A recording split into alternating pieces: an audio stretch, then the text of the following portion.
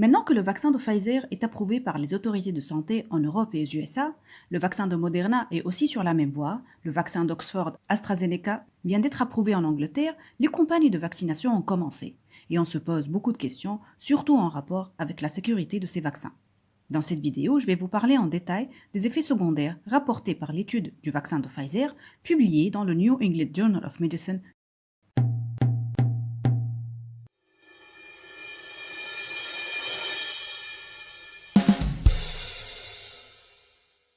Le NEJM, ou le New England Journal of Medicine, vient de publier l'étude de Safety and Efficacy du vaccin de Pfizer. Mais avant d'entamer l'évaluation et l'étude des effets secondaires, je vais vous parler de 3 points essentiels pour pouvoir bien comprendre ce qui va être dit dans cette vidéo. Premièrement, il faut savoir que le NEJM est une revue très prestigieuse et très sérieuse, qui ne publie que des travaux scientifiques de très haute qualité. Il vérifie tous les détails de la méthodologie, le respect des règles de l'éthique, la rigueur statistique, les résultats, les conflits d'intérêts, etc. Donc le niveau de confiance de cette revue dans la communauté scientifique est très élevé. Deuxièmement, les données des effets secondaires rapportées dans cette étude ont été évaluées chez plus de 40 000 personnes, ce qui est un chiffre énorme dans le monde du vaccin et dans le monde des médicaments de façon générale. Par exemple, les études sur les médicaments du diabète incluent généralement 1000 à 2000 personnes. Les études sur le cancer du sein ou le cancer du poumon incluent 5000 à 10 000 personnes. Les études du vaccin de l'hépatite B incluent 10 000 personnes. Ce chiffre-là est donc important. Ceci s'explique clairement par l'urgence sanitaire mondiale, la vitesse de propagation de ce virus et les moyens financiers qui ont été mis à disposition pour faire avancer ces recherches-là. D'ailleurs, les objectifs statistiques sur l'efficacité des vaccins a été atteint rapidement. Le nombre de personnes prévues dans le modèle statistique qui doivent avoir l'infection par le Covid-19 pour démontrer l'efficacité du vaccin a été atteint plus rapidement que prévu parce que la pandémie s'aggrave de jour en jour et l'exposition des personnes augmente de jour en jour. Troisième point et dernier point, lorsqu'on dit effet secondaire d'un vaccin, il faut savoir qu'il y a 2 types d'effets secondaires. Les effets secondaires prévisibles qui sont liés à la réaction immunitaire de l'homme. Donc à la limite, ces effets secondaires sont bien. Ils témoignent que le corps humain réagit et s'active pour apprendre à battre le virus. On les voit d'ailleurs dans la majorité des vaccins. Ils surviennent les premiers 7 jours après l'injection du vaccin. Mais leur gravité, ou ce qu'on appelle en médecine leur grade, doit rester acceptable. On les classe en grade 1, grade 2, grade 3, parfois grade 4. Il faut que la majorité des effets secondaires soient de grade 1 ou grade 2. Dans l'étude de Pfizer, ici, on les appelle reactogenicity. Par contre, il y a d'autres effets secondaires qui sont non prévisibles et qui sont a priori non liés à la réponse immunitaire au vaccin. Il faut donc bien les évaluer et vérifier le lien de causalité avec le vaccin. Ces effets causent la non-administration de la 2e dose, par exemple, la sortie de l'essai clinique ou le retrait de consentement, et parfois l'arrêt définitif de l'étude. Ces effets secondaires sont généralement rapportés spontanément par les patients. Maintenant, dans l'étude publiée par le NEJM, les auteurs ont rapporté les résultats d'efficacité et de sécurité du vaccin de Pfizer. Dans la fiche en haut et à gauche, vous allez trouver une vidéo qui explique le mécanisme d'action de ce vaccin. Les résultats liés aux effets secondaires sont expliqués dans ce paragraphe et résumés dans ce graphique-là. Ici à gauche, nous avons les effets secondaires de type réaction locale au niveau du site d'injection qui surviennent dans les 7 jours, et à droite, les effets secondaires systémiques, c'est-à-dire à distance du site d'injection qui surviennent dans les 7 jours.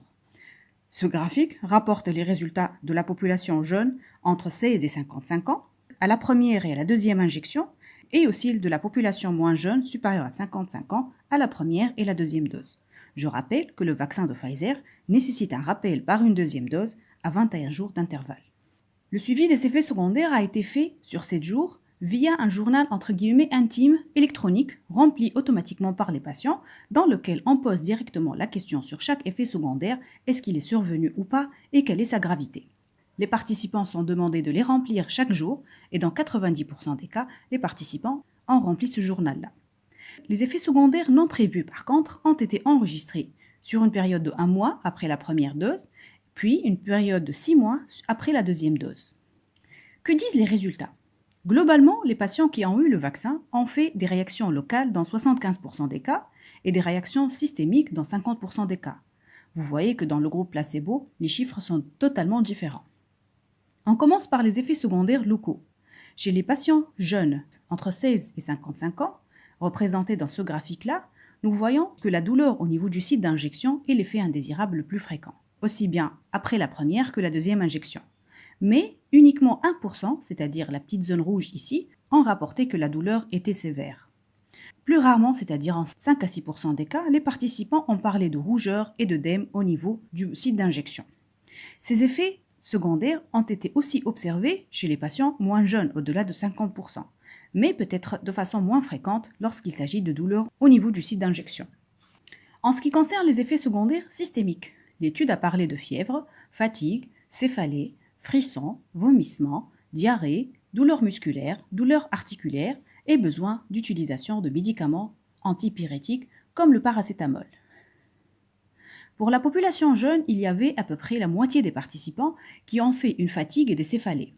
20% ont fait des douleurs musculaires et articulaires, et plus rarement, c'est-à-dire 10 à 15%, ont fait une diarrhée. 28% des participants ont dû prendre des antipyrétiques à cause de ces effets secondaires. Il y avait exceptionnellement des vomissements dans 1% des cas et de la fièvre dans 4% des cas. Après la deuxième dose, il y avait presque les mêmes effets secondaires, mais la probabilité de survenue était plus importante, notamment en ce qui concerne la fièvre après cette deuxième dose.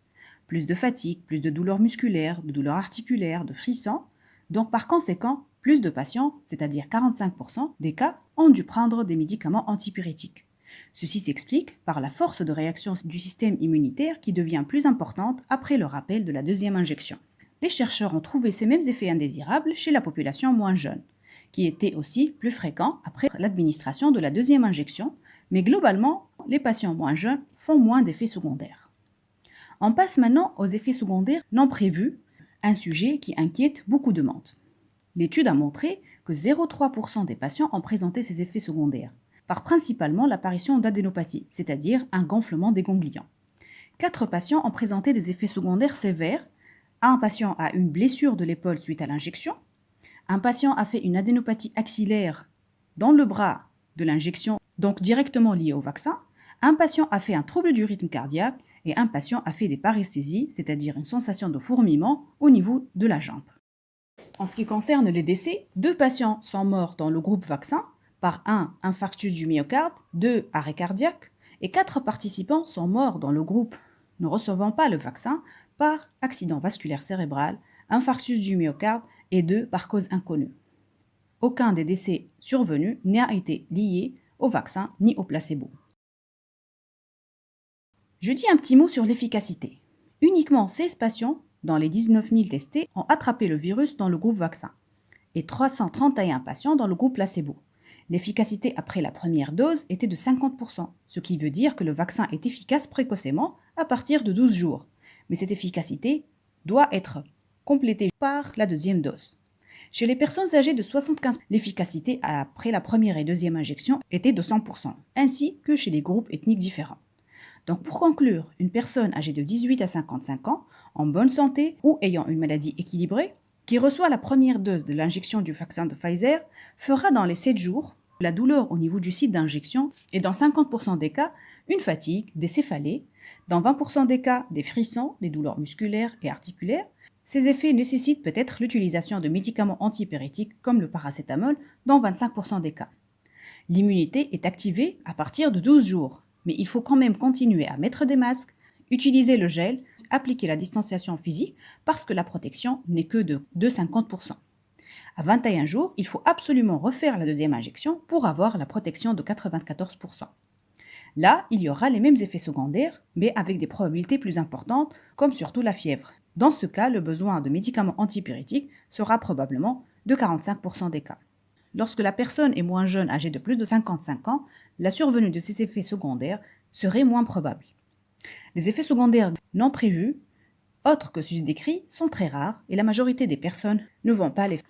Voilà ce que dit l'étude de l'efficacité et de sécurité sur le vaccin de Pfizer. L'étude de vaccin de Moderna a aussi été publiée dans la même revue, le NEJM. Je vais vous mettre le lien dans la description. Cette étude rapporte pratiquement les mêmes effets secondaires. Mais ce qui est intéressant, c'est que ça augmente la fiabilité des données de sécurité sur les vaccins à ARN. Nous avons ces 2 vaccins-là qui ont été évalués chez plus de 70 000 personnes avant commercialisation, ce qui est exceptionnel dans le monde du vaccin et améliore la fiabilité et la confiance en ce qui concerne les données rapportées. Voilà en ce qui concerne les effets secondaires du vaccin ARN de Pfizer. Merci pour votre attention et bye bye.